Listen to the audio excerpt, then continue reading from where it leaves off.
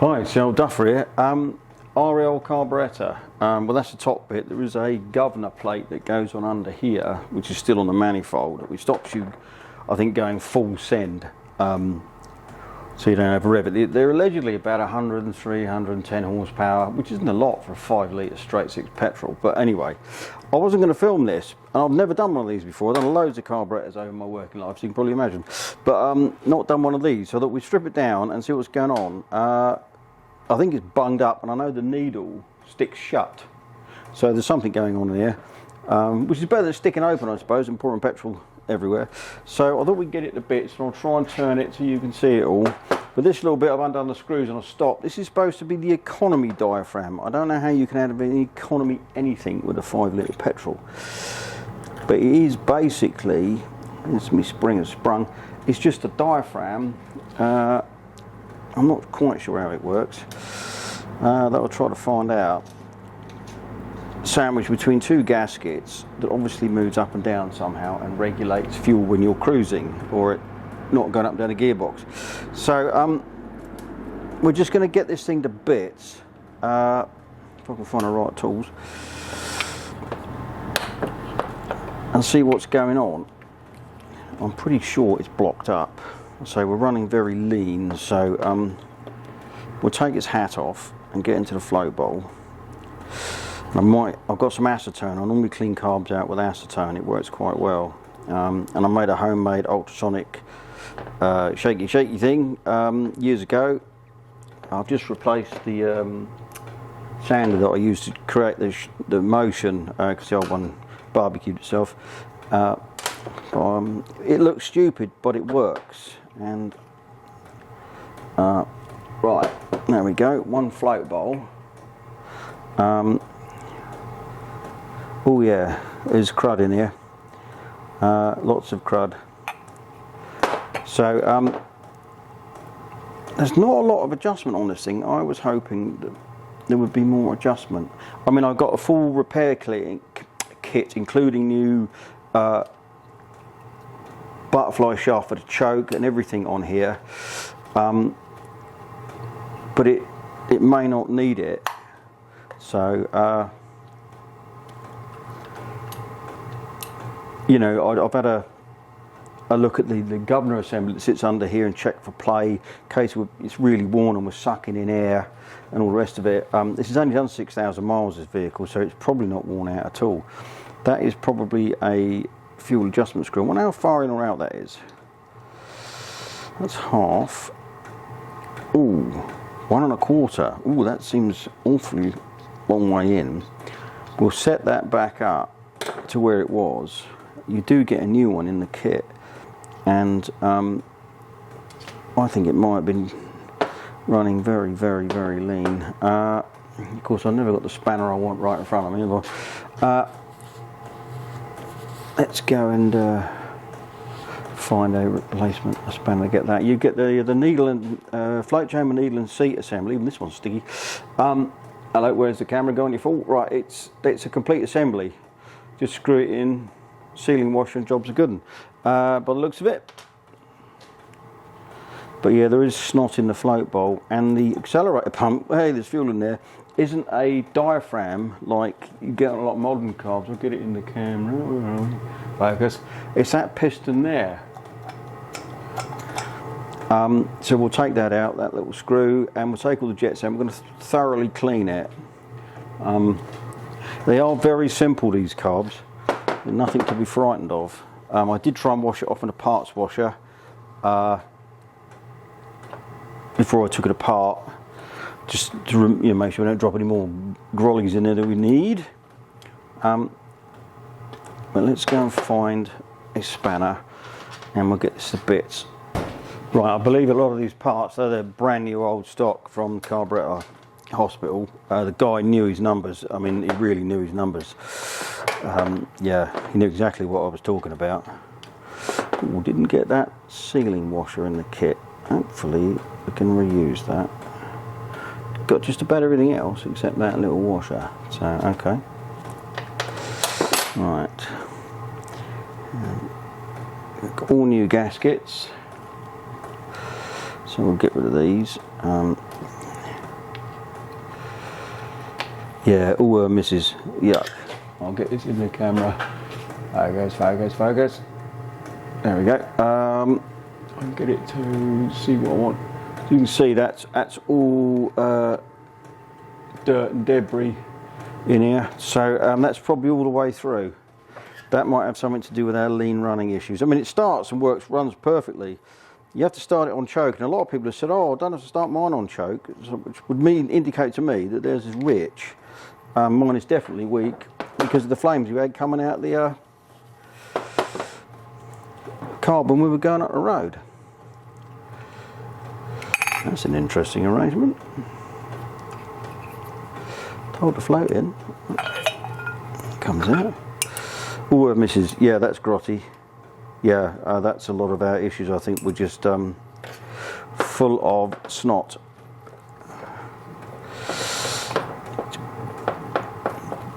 So take that out of there. That's our and a spring. Yeah, that's it. The accelerator pump. I'll bring it up. Will it focus? Yeah, it's got like little grooves that you expect to put piston rings in. But that's all it is. But yeah, there's muck coming out of everywhere. I'm amazed this thing ran at all, actually. Absolutely amazed. But it did. It actually ran really well until you give it a leg full to pull uphill, and we were shooting flames. Yeah, I might need a bigger screwdriver for this one. Yep.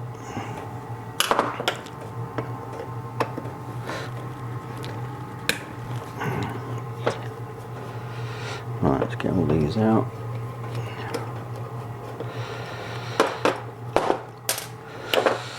Yeah, don't do this while you're smoking. Thankfully I don't smoke, so all good. Yeah, that is grotty, really grotty. And it's got some, I don't know whether this will pick up on the camera, I might have to get a torch. But if I can focus in there, can you see some, yeah, there you go, you can see some like square keys to get those jets out the bottom. That's going to be interesting. I won't have a key to do it, that's for sure.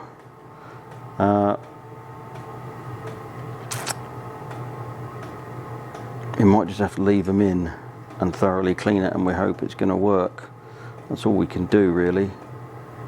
Because you'll just butcher them. I've either got a machine that can measure that somehow and make a key. You just butcher them otherwise, and they may even be grown into the alley, though they're brass. Let me go and get a bigger screwdriver for that. Right, the bigger screwdriver I got is too big. Sod's law. Right, let's see if we can get this one out with this one. Oh, it did go. I didn't want it slip, and then you end up with a load of brass muck going inside, and you still don't get it out, and it kind of ruins your day, really. Right. The only reason I'm stripping it right down is because it's obviously filthy inside.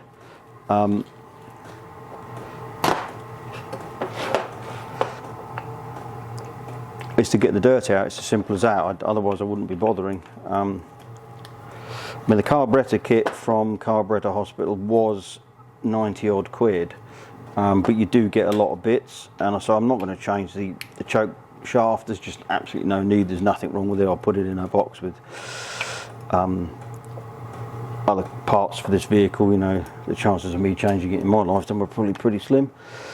You only use choke on cold start, and so I've checked the butterfly on the governor side of it in the base, and that seems good. And the gentleman, I forget his name because I'm rubbish with names, at Carburettor Hospital said he had brand new or new old stock governor assemblies. So I don't know whether they were unique to the military version, because the civvy version of the RL was the S-type. It wasn't four-wheel drive, but other than that it was the same engine, gearbox, back end. It just didn't have a whee. Now look at that. Now I'll get that up on a hopefully it'll focus. Focus. Look at all the lovely drillings in there to get bunged up. It's not marvellous. How on earth do you need that many sort of drillings and stuff when you basically, this is a mechanical jug, it's just pouring it in the rate it gets through it. Wow. Anyway, we will, and the same again. I know the accelerator pump works. There's a little tiny jet in here. I'm not going to try and take it out because I could damage it. If I put that in the camera there, are you going to focus on me? Come on, focus. You going to focus? Come on, wakey, wakey. There it goes. Up in there, that little hole there is a jet. You probably can't, I don't think you can see it in the camera. It's clear because it squirts anyway. I can see right through it. I'm going to leave well alone. So you can mess things up merrily by getting shards of brass because you can't get them out, and actually make the situation even worse. So just let sleeping dogs lie. Well, that's as good as we're going to get out of that. Man, that is grotty. Right.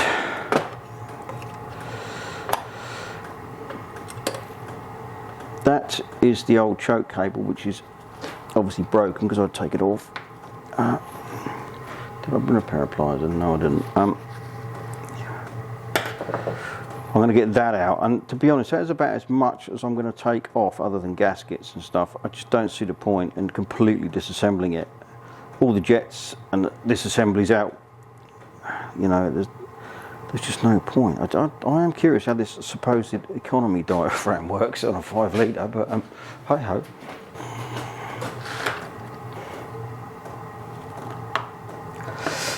Yeah, that's not going to come out, is it? Easily. You know that's going to snap off. Oh, maybe not.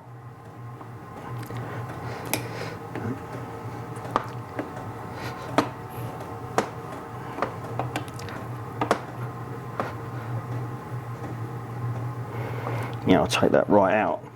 We'll lubricate that when we put it back in.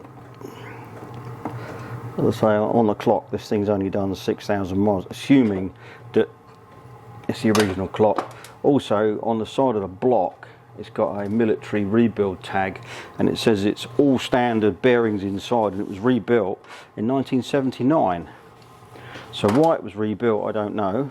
Whether it was just because it was, no idea. Well, I guess Stanley Blade clean those gaskets off. Or did it develop a problem, like a blown egg gasket or something? I really don't know. Right. Slide this into Stanley Blade under the gasket. It's a pretty good way of getting it off. Never cut towards you, like I am. So I've got all the gaskets that come in the kit.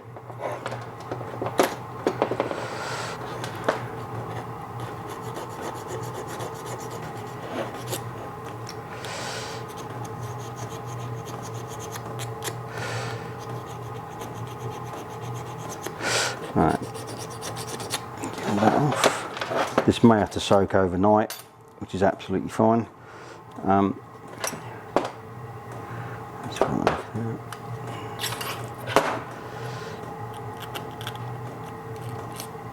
I can't believe I do this. I just don't see the point in taking any more of this apart. I'm not going to achieve anything, so we're going to dunk it in the tank, which I will do. I'll get organised and move everything over into the tank, and I'll show you my crazy idea, but it works. Trust me, it works. Right, this is a 2 litre ice cream tub. Now, I used to fill this up with acetone. I need to buy some more. I've run out. It evaporates really, really quickly. And obviously this splashes around, and this is a sander, flat sheet sander with a variable speed, cheap as you like, out of a well-known DIY chain. It makes a bit of a racket, but I'll give you a quick demo, but it kind of works, especially if it's on full blast.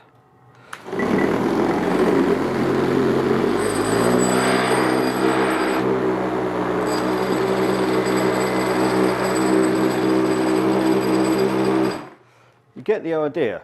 So say it's a bit crazy, and I need to get some more acetone, but so you get it on your hands and it's gone. But it really does work. So I'll come back to this once I've got it kind of cleaned up. I'm not looking for a perfect finish, I just want it cleaned out. That was right.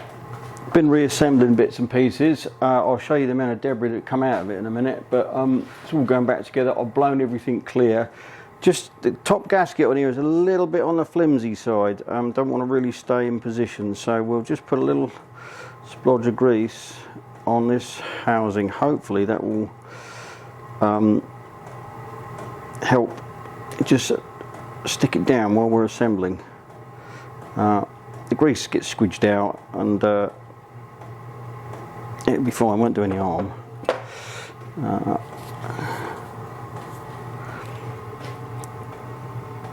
That, make sure we put this on the right way around, because there's two ways, that's the way it goes. Yeah, so make sure your holes line up. And then this bit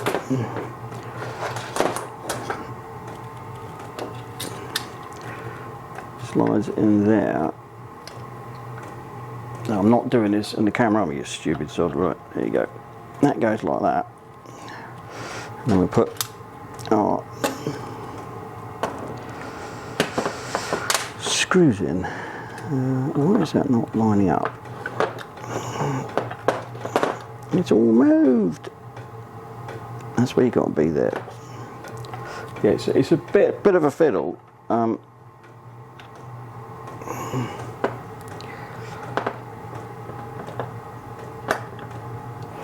That's better. That one in there. And that one in there. Now I could have cleaned all the bolt heads off and you know, wire wheeled them all. They'll go rusty again. And like I said at the beginning, I'm not looking for a showpiece. I'm not going to be driving along with the engine cover off admiring my clean carburettor, I can assure you. So the rust kind of helps stop it getting worse. You know, if you clean the rust off, it goes rusty again. So it's just really not worth worrying about. As long as it all works correctly and everything's free to move, and all the drillings in the carb, which this thing seems to have an awful lot, because this is really just a mechanical jug to pour it in. If you've ever driven an RL, you know exactly what I mean.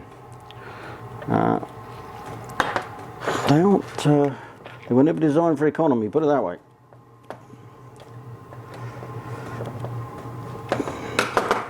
And for the accelerator pump, it's as crude as you like. Where are we? That little doofer there, guys, goes in that hole there. So when you, it's all put back together, that's it. There's no boot or anything, that's how they are. I would like to know how this economy diaphragm thing works. I'm not believing that it actually really does, but economy with a 5 litre, really? Yeah, well, this has been packed for a while. That corner of that diaphragm doesn't want to sit down and watch that when we put it together. Right, come on, play the game.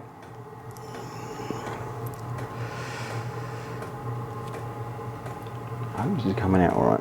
Right, we've got a spring, which we've got a little pip that lines up like that. So that goes in there like that. That sits in that cup. And then this shoots off across the workshop, which is quite common.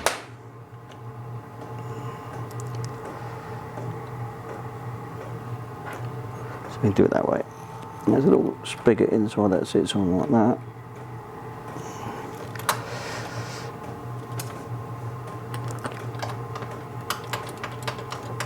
Screws back in.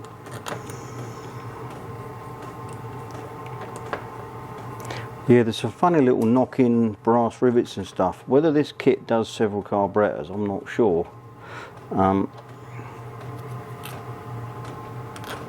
Because I've seen I know I haven't gone right into everything, but there's some bits here I'm not convinced that I actually need for this. But anyway, doesn't matter.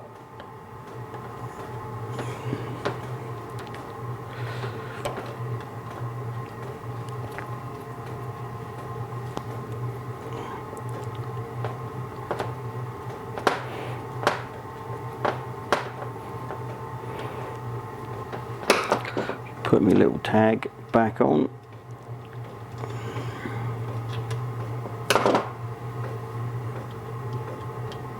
And that's all the Carburettor Hospital needed to know. It's a C1614. He knew exactly what kit I needed. from that number.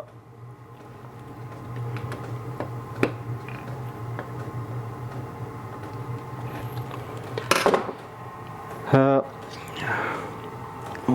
that was really wound in, wasn't it? It's 1 1/4 turns out. It doesn't seem far enough out. But what do I know? So you gently don't wind this in too aggressively. Just wind it in until it just nips, and then I'm gonna back it out 1 1/2 turns. Good starting point, 1 1/2 turns. Right, that's nipped.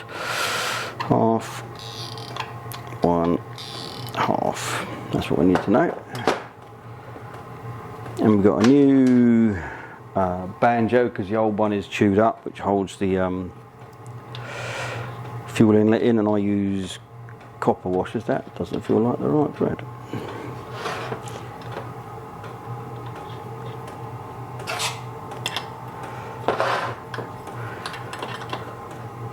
No, that doesn't feel like the right thread. Interesting. Okay, I'm going to call this good for this video, because that's it, it's put back together. I'll get it back in the truck and get it going, and then we need to do another road test like we did before, and see if we've cured our lean running problem, which hopefully we have by cleaning this out.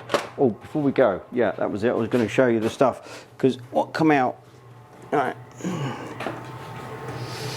Now, arguably, some of that would have come off the outside, but it was mainly dust and corrosion, which is still on the body of the carb. So, but yeah, all that dirt, the camera's picking it up, came out. Pretty much most of it come out, and bits out inside the carb. So hopefully that was our problem. But we'll say that's it for this one, and we'll see you in the next one.